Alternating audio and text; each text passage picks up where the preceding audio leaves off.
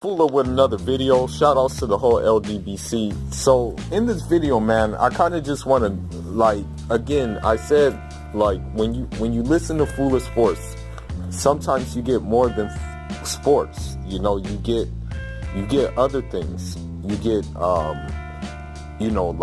sometimes history, sometimes you get current events, sometimes you get how I feel about certain women and whatnot and what have you. Sometimes you get these things. So one of my family members, who's doing business and he's basically doing business in the Congo right now. I think he's doing some kind of trade or something like that over there. But he reminded me that today is the anniversary of the day that Patrice Lumumba was assassinated, and basically because Patrice Lumumba was assassinated, the country, the Congo, was never the same. The thing I want to talk about, though, is who assassinated him. Again, we have this image that that the United States, that Britain, that France, that Belgium, that these places, they're all concerned about human rights abuses. They're all concerned about bringing Westminster democracy into starving third world countries so they can progress and so they can become better countries. But nothing is farther from the truth, basically, than this notion of that. So I want to talk about this a little bit, it's very sad because the Congo, like with a lot of Africa, is very materially minerally rich with natural resources. I mean, you have different kind of phosphates, you have uranium, you have things like that, you have all of these things, the thing is one of the reasons why Patrice Lumumba was killed was for that reason, so these Western powers can have access to these material. The thing is, in most African languages, there isn't really a word for rape. There isn't really a word for pillage. These were usually always foreign terms that came later with the dawn of colonialism. So nothing was different in Congo. The Congo, there's two Congos basically now. There's Democratic Republic of Congo and then there's Zaire. Now, I'm going to touch briefly on the Congo. The thing is with the Congo, things got bad when King Leopold came. King Leopold was a Belgian. What he wanted to do was he wanted to increase the rubber production of Belgium and also just export more natural resources from the Congo to Belgium to finance Belgium's economy. Now, because of that, the labor in which he used was most largely Africans, and with those Africans, what he would do is that, if they weren't working or anything like that, or if they didn't work fast enough, or for whatever reason, if they weren't doing things the right way, then he would do things like decapitate them, do things like cut their hands off, do things burn them, do all kinds of things basically, so that's what happened. Now, you know, during like, I guess you can say like the 1960s is when, you know, when you really had like African leaders kind of waking up and saying, you know, we got to take our stuff back. We have to take our land back. We have to take our resources back. You know, you had guys like Kwame Nkrumah. You had guys like Amilcar Cabral. You had guys like Thomas Sankara. You had guys like Modibo Keita. You had these guys, and, you know, they got tired of European imperialism, you know. So, you know, I mean, some of these struggles meant that there was going to be armed struggles, you know. So that's a little brief, like, intro without, like, going into too much detail about the Congo, you know. But the thing is you know, the thing is, you know, out of this, how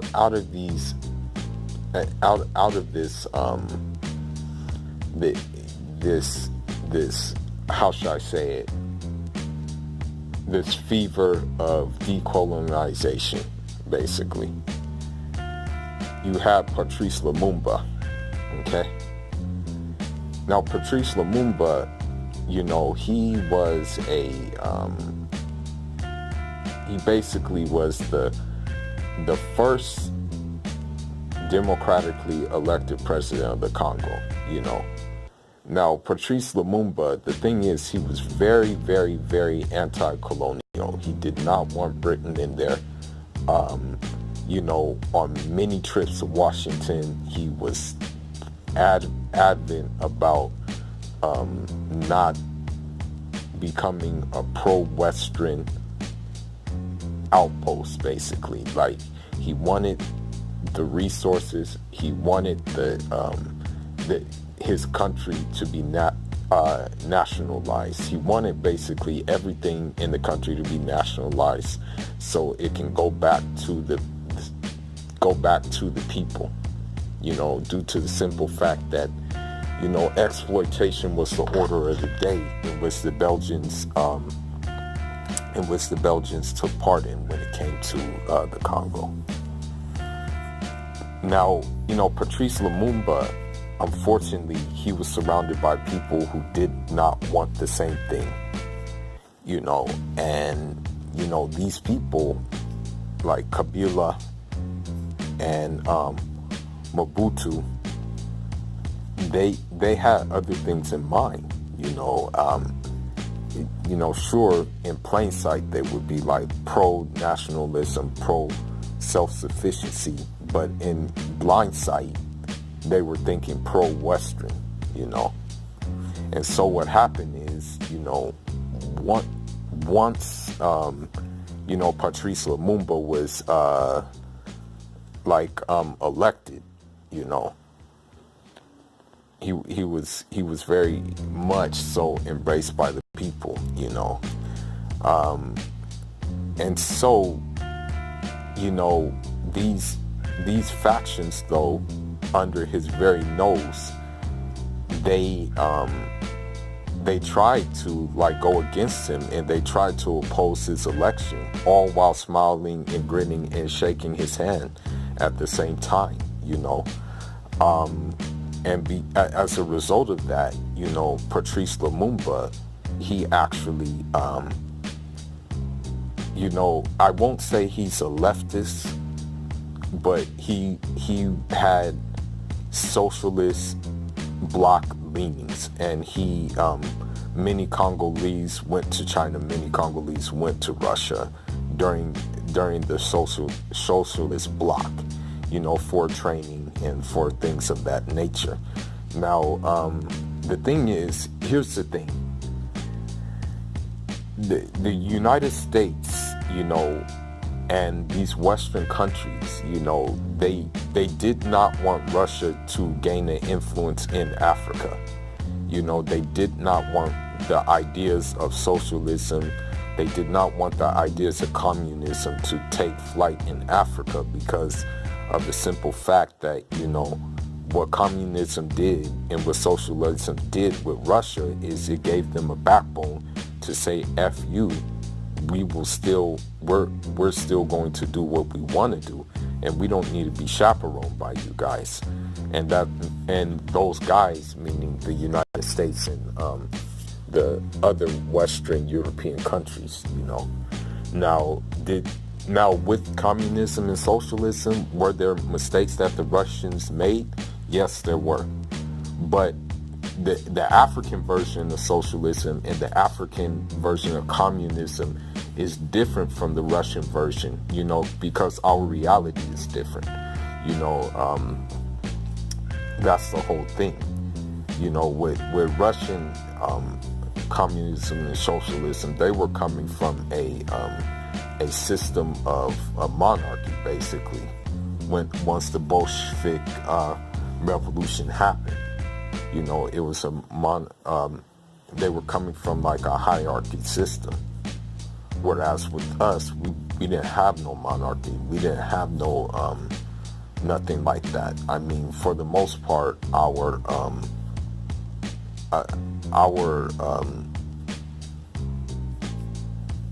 way of living was communal. Our way of living had basically, when village life meant that you were taking part together with your tribesmen in building and teaching and things like that. Like this was before colonialism. So as a general rule, we were already communal.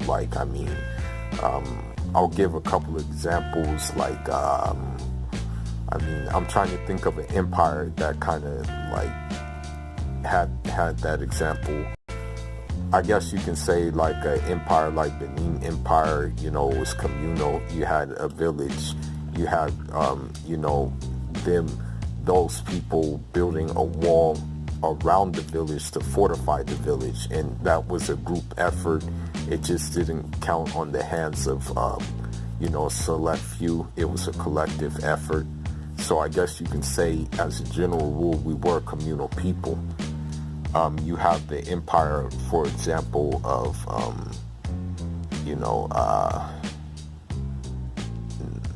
you have the Sokoto Empire, and with that empire, the leaders of that empire, they at the same time, while overseeing the empire, they took part in the day-to-day operations of the empire, meaning that, they themselves would go out to the market and sell their own goods as well. Like, they just didn't rely on money from the state.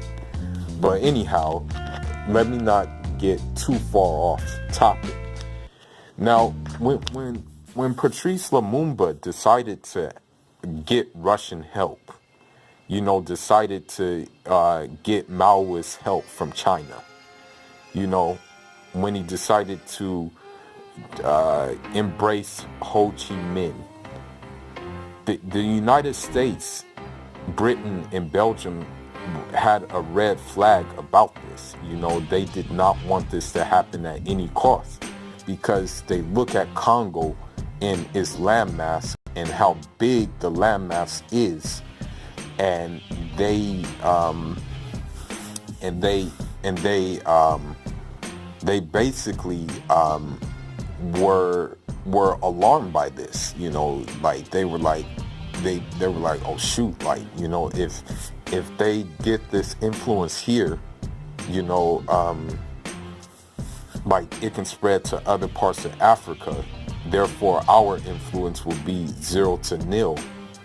So this raised the alarm for America, Britain, and Belgium. So fast forward, with this happening, the thing is that Patrice Lumumba kicked Russia out after they were done providing the necessary training and things like that. So they left on mutual terms, basically, and I think there may have been some trade agreements in which they took place in, basically, with each other. Now, the United States, and this is coming from reports of CIA guys. This is coming from reports from MI6 guys in Britain. They basically gave the okay, financed, funded, constructed, oversaw the ousting of Patrice Lumumba and his murder. Okay, and so what happened was, you know, they used the Mobutu guy, they used the Kabila guy. And so even before that, you know, they were really trying to take Patrice Lumumba out, man. Like, I mean, even the CIA agent said he set up snipers, you know, he set up explosives. I mean, he even said he tried to use poison toothpaste, bro, to take Lumumba out, man. Because, like, you know, the thing is, you know, the big S and C word to the United States is a very fearful word that they don't want to hear come out of anybody's mouth. Socialism and communism. You know, so with this, you know, they went hard, man, trying to take Lumumba out, man. And in the MI6 guy, you know, he said they financed this hit, man. So what happened is, you know, Patrice Lumumba, you know, he was ousted, and then he went on house arrest, you know, and well, actually, before house arrest, he tried to run away, you know. And what they did is they put him on house arrest, right? And then after house arrest, they put him in jail where they tortured him. You know, they basically tortured him, beat him like half to death, and then, you know, there is footage of him being arrested and him of like with the military, with the Congolese military actually parading him around, man, because you had the officer in Butu and Kabila who went ahead and just did the job that the CIA and the MI6 started, man. And so, you know, you have footage of him, you know, being like a paper, I think, like him signing on as the newly elected leader of the country. Like, you have them actually balling up the paper, man, and feeding it to Patrice Lumumba. So, you know, he had no trial, he had no trial. And so what they did is, you know, they shot him, right? But shooting him wasn't enough, man. They had like a Belgian hitman, man. They dismembered him, like, meaning they cut off his arm, his legs, his head, and they put the body in battery acid, man. And then they took out 2 teeth, you know, and they gold-plated the teeth as trophies to show that, you know, we took this guy out. Now, because of his death, you know, the Congo has never known stability, man. I mean, the leaders that they put in power were pro-Western, and all they were concerned with was just getting a little piece of the pie for themselves, and that piece of the pie went towards Rolls Royces, houses abroad, Swiss bank accounts with millions upon millions of dollars, all while the U.S. benefits from natural resources, all while these Western companies actually feast and feed their companies, man. And on the ground level, people, the average Congolese person is in poverty, barely surviving, suffers from different uncertainties. And that's just how it was, man. You had some people who opposed this and were tortured, killed, executed, all types of stuff, man. And so what happened was, these military strongmen who were in power, they just basically looted the country, man. And to this day, they still try to loot the country, man. And that's just how it goes. Now, with this being said, I'm going to give you a little statistic, basically. Because of the, most of the material came for the PlayStation 4, it comes from the Congo, And so the people who dig this material get very, very little money, but get poisoned from these materials, And I'm going to bring up another statistic, and this is why Patrice Lumumba wanted to nationalize the country's resources. Now, when the United States decided to drop two nuclear bombs on Hiroshima and Nagasaki, 75% of that uranium came from the Congo for those bombs, man. And so, Patrice Lumumba did not want blood on his hands anymore, man. So he was trying to really bring peace instead of bringing war, And so, again, it just goes to show the hypocrisy of United States foreign policy. It goes to show that, with the United States dealing with them, you're dealing with the belly of the beast. It goes to show that their whole interest has nothing to do with peace, but it has to do with warmongering, and it has to do with just basically staying in power by any means necessary, man. Because if the interest had to do with peace, then they would leave these countries to be at peace and not try to install these leaders that do nothing but destabilize peace, Now, another thing I want to say too, because you have rebel factions still wanting to carry on the Lumumba idea, you have these rebel factions basically, they requested help from a country in which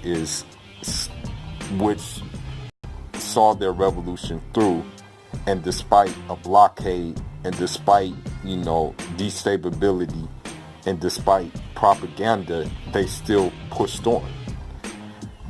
They called Cuba, the rebels called Cuba to help to try to establish what Patrice Lumumba was trying to establish. But the problem is, the main issue with it is that, according to certain journals that you read and stuff like that, the rebels themselves were unorganized. The rebels themselves did not really have a sense of direction. The rebels themselves did not really have a means to see this out, as the way it should have been sought out. So the Cuba mission was a failure, But, granted, Cuba would go on to carry out many successful, internationalist missions in Africa, Angola, Mozambique, Guinea-Bissau, Algeria, Cape Verde, just to speak of a couple of the missions that were carried out, And so, yeah, and I mean, I was just thinking, I don't know, how this video is going to be received, but, it's a video that was on my mind due to the simple fact is that today is the day that, Patrice Lumumba was murdered. I still think about it. As crazy as this sounds, we live in a time that, we live in a time that we're desensitized to murder and stuff like that and all these things. But, every time I watch him being handcuffed and paraded, and I see the look on his face of disgust, man, it still kind of hits me, although Congo is not my country of origin or anything like that, it still hits me, man, when I see what they did to him, man. And I see how sad he looked, you know, like, you just see, like, how dirty it was, how they did him, man. Like, you know, just imagine, man, you know, being dismembered by the same people who say that, you know, they're about peace, freedom, and equity and stuff like that. Like, it, you know, it, man, like that, man. My hope is, this is just my God to honest hope, is that, you know, the brother, when he was shot dead, that was it, that he was dead right there. I hope to God he was not alive when they dismembered him, and that when they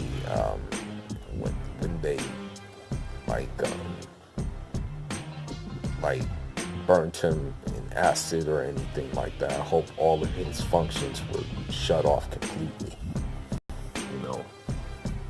And I'm just gonna make this disclaimer. The reason why us Africans moved to the United States is for the simple reason that their policies and their way of imperialism causes us to look for greener pastures elsewhere, be it Europe or be it United States. I'm going to say this, and this is not going to sit well with a lot of people, but if we Africans had like proper leadership that had a genuine care about making Africa self-sufficient and not playing into interests into the West, like the one that they recently killed in Muammar Gaddafi, then most of us would not be in America. You know, that's just the reality, you know, and I'm included in that, you know. But the reality is we have to send money home with the money that we receive in America, due to the simple fact that it goes a long way, because it's plugged to our markets are plugged to the world market, you know, and this market in particular, you know. But, you know, if given the choice, I would choose to live in Africa more so, if it was like self-sufficient and it was thriving in such a way that we can work and really get things done, you know. But it's not working like that, because you have the military there, and you have the United States military there, the French military. You have destabilization by means of terrorism and things of that nature. But that's all I got for now, guys. Leave your thoughts, leave your comments. Let me know if you would want more videos like this, and let me know if you would want to do a live stream, like talking about these issues, whether they be in Africa, the Caribbean, or Latin America. I'm open, and also in North America too. I'm open to collaborations. All right. That's all I got for now. Inshallah.